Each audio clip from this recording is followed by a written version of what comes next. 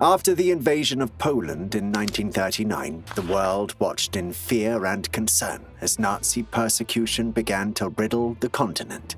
Many nations looked to avoid and appease Hitler's forces, whilst ignoring the millions of frightened refugees it created. Yet some would not ignore suffering. Some would risk it all to do the right thing for those in need. Welcome to Bizarre History. Today we dive into the incredible story of one man who saved thousands of Jews in the face of losing it all.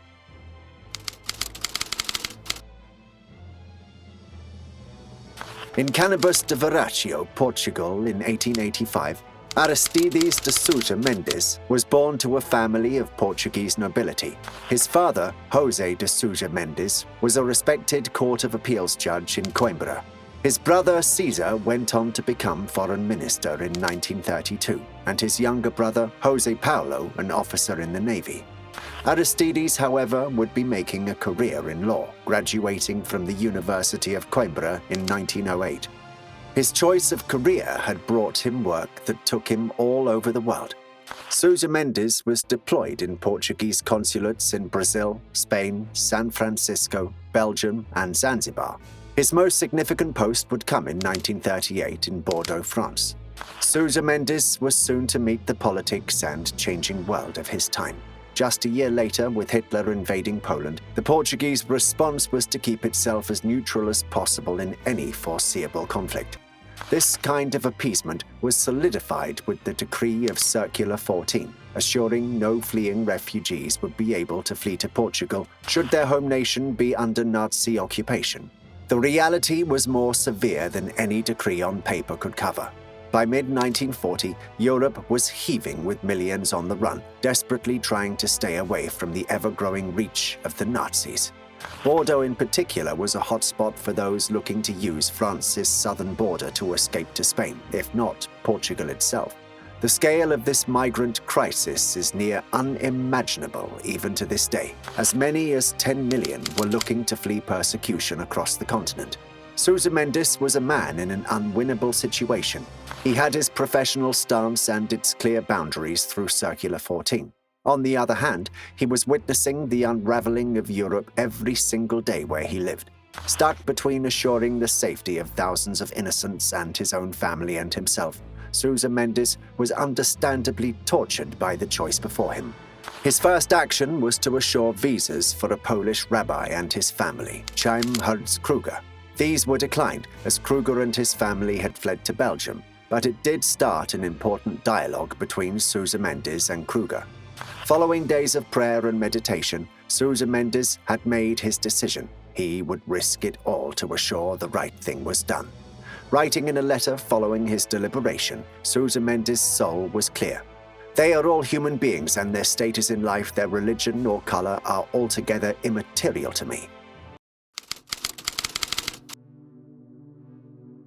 Sousa Mendes and Rabbi Kruger did not part ways, with the latter fleeing to Belgium. With Sousa's decision to defy Circular 14, Kruger worked with him to create and establish a workable transit visa system.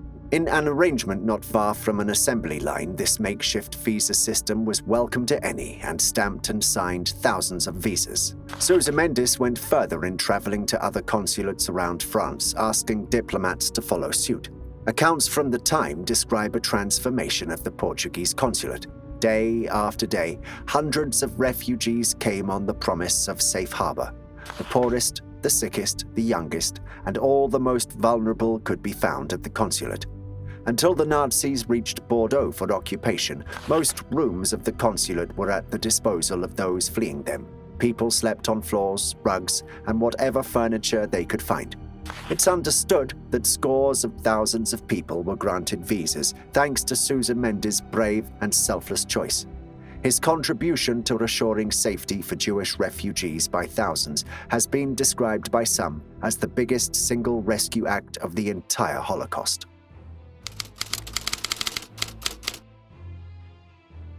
Though the humanitarian result from Sousa Mendes' actions was undeniable, he did disobey the orders of his consulate to do so. In retrospect, looking at this may seem like a small quibble, bureaucracy, if you will. The reality was that Sousa Mendes had defied his country's orders at a time when it was trying to avoid engagement in the war. His actions could have jeopardized that. Sousa Mendes was recalled from his consulate in Bordeaux in July 1940. The reason given was insubordination. Sousa Mendes' whole journey across this fateful time in Bordeaux was a battle between orders and principles. When it came to his trial in court, he stuck to his principles. He argued on the morality of his actions, let alone the Portuguese constitution's stance on the persecution of religion. Sousa Mendes felt he had nothing to hide. He believed he was right. He's famous to have stated in his trial, "I would rather stand with God against man than with man against God." His trial was as much a political exercise as a defaming of Sousa Mendes. He was not being trialed on principles or moral choices, but on defying government orders. In October 1940, he was removed from his government position, having been found guilty. Perhaps most tragic in this tale is that the incredible legacy of saving the lives he did was lost under this government trial. Sousa Mendes became nothing short of a blacklisted figure under the dictator Antonio de Oliveira Salazar. Consigned to the reputation of a shunned and shamed figure, Sousa Mendes finished his life in 1954 in a hospital for the poor in Lisbon without a penny to his name and no official recognition for the sacrifices he had made for thousands of others. Much like his actions were forced by the turning of circumstance, Sousa Mendes' legacy came to light with grander political changes in the world around him. Along with the death of dictator Oliveira Salazar and the overthrow of his successor in the 1970s, Sousa Mendes' children spent years of effort getting their father's reputation where it belonged. Piece by piece, the gravity of Sousa Mendes' choice began to be honored properly.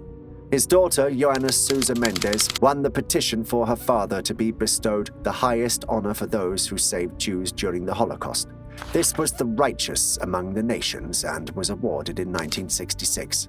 2 decades later, a tree was planted at the World Holocaust Remembrance Center in Jerusalem in honor of Sousa Mendes. Amazingly, it took pressure from the US Congress into the late 80s for the Portuguese government to finally admit and apologize for their castigation of Sousa Mendes. Fittingly, though, he has since been honored in every available way. Streets and parks have been named after him, and he was received the Grand Cross of the Order of Christ, one of the country's highest honors.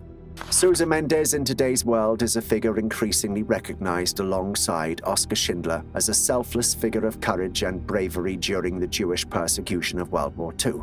Descendants of the Sousa Mendes visa program and his grandchildren set up the Sousa Mendes Foundation in 2010. To this day, it has found over 3,000 recipients of Sousa Mendes visas in nearly 50 different countries. It just goes to show good deeds can't be forgotten, but their impact can be seen well beyond their time. If there's something you'd like to hear about World War II's righteous and rescuing figures, let us know in the comments. Thank you for watching Bizarre History, and we'll see you next time.